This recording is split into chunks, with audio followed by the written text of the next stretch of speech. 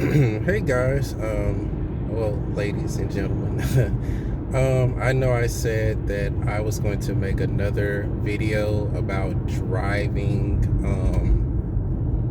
on the highway for the Smith system. So I'm actually about to hop on the highway right now. I'm going to flip the camera around and I'm going to show y'all what I would do, how I would use the Smith system in order to navigate the highway, because I know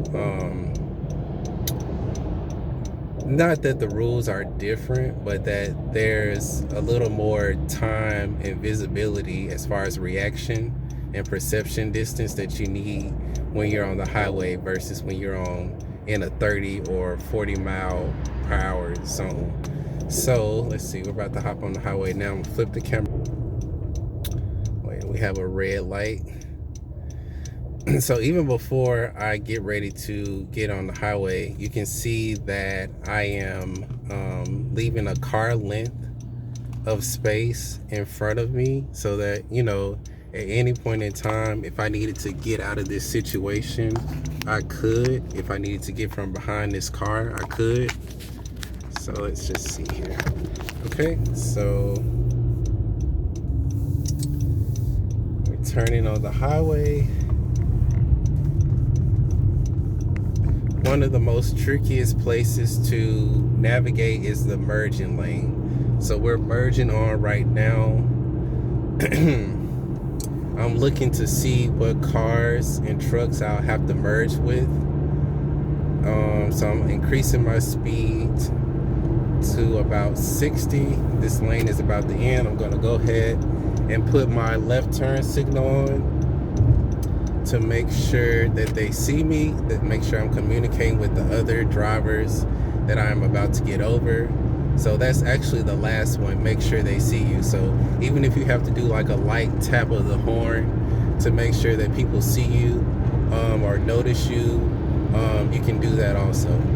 So the first one of the defensive driving is aim high and steering. So I'm looking, fortunately I'm in a situation where I can aim high. I'm looking 15 seconds ahead of me to see what you know, the conditions are in front of me. So I have plenty of space in front of me, between me and the car in front of me. I see that there are trucks. I'm looking at the signs that I'm passing, the green signs, the exit signs, the mileage signs. I'm paying attention to the cars that are merging, and I'm paying attention to the debris. So you can see in the right shoulder. Let me see, is that okay? That's a small little bridge. But yeah, you want to pay attention to everything, especially if you're in this right lane. You want to pay attention to what's in the shoulder in case you have to get over. If there's like a parked car or something. So that's aim high steering. You want to look at least 15 seconds ahead. What I was saying in the other video about following distance. So if I wanted to get the following distance behind this car right now, I'm going to wait until this car passes like a landmark. So I'm going to use this green Hattiesburg sign as a landmark. So I'm going to start counting once this car passes. So 1, 2, 3, 4, 5. So you see what just happened. It took me 5 seconds to pass the same green sign that the car in front of me passed. So that means I have a 5-second following distance. So you wait until the car in front of you passes a sign, and then or you know, a pole or anything, and you start counting until it takes you until you pass that same landmark. And that's how you can figure out your following distance. On the highway, you want to maintain at least a 4-second following distance in a car. That'll give you enough time to stop, you know, if you have to stop abruptly. The next one is get the big picture.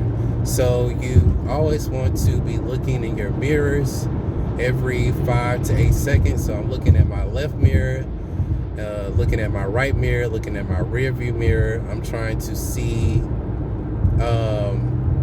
what cars are coming up. If I have a cushion on my left side, if I don't have a cushion, I want to try to make one. So I'm doing a good job of maintaining a cushion on this side. There's a truck coming up on my left, and it's accelerating pretty fast. So I'm going to go ahead and let him go past me so that I can maintain a cushion on my left side. I did make note of this truck that just merged,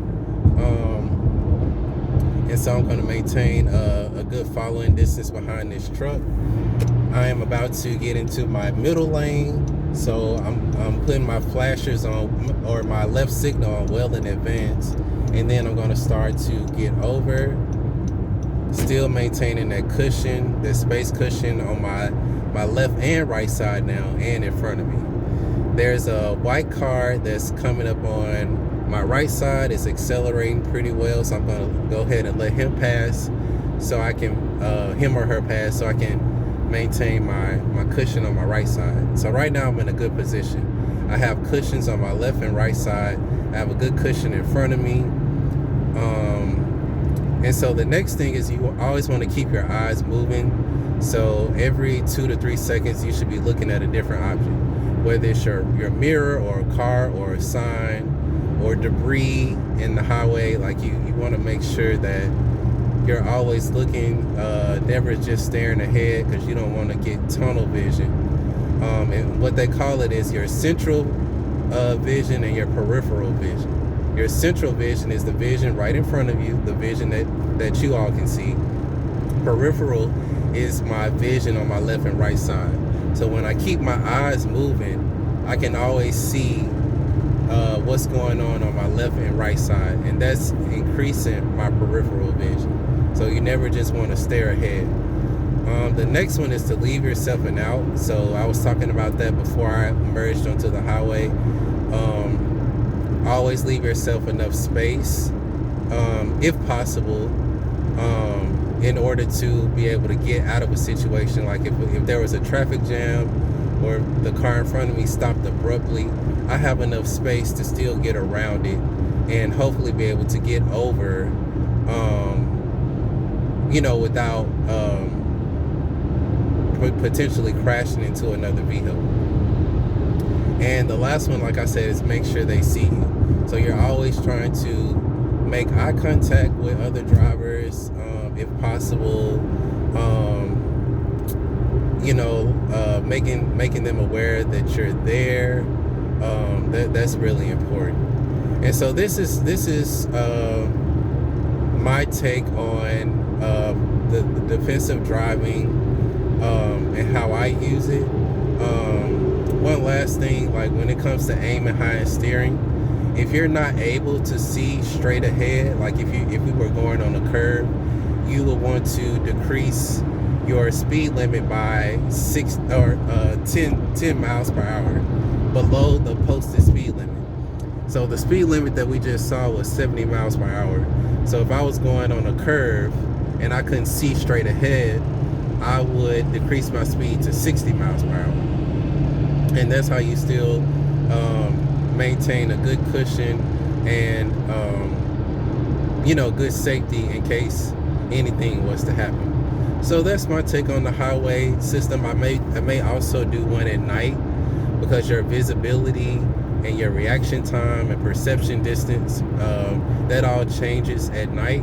So I may do another one at night, and I may do another one, as I stated in my previous video, when we get to New Orleans, because New Orleans is a little busier. But hopefully this helps you guys. I may do some videos also on how to read the signs on the highway, how to know how far you are. So for example, this is exit 28. And so what this means is that we have 28 miles until we get to the state line. So right now I'm in Mississippi and I'm headed towards Louisiana. So because I just passed exit 28, I have 28 miles until I get to the state line where it changes into Louisiana. So we'll talk some more about that. Those kind of things will kind of help you if you were ever in a situation where you didn't have your GPS. You can kind of learn how to read the system, so you can know which direction to go in, and things of that nature. So if you all enjoyed this video, please subscribe. My channel is Lost Art 2839, and I look forward to talking to y'all soon.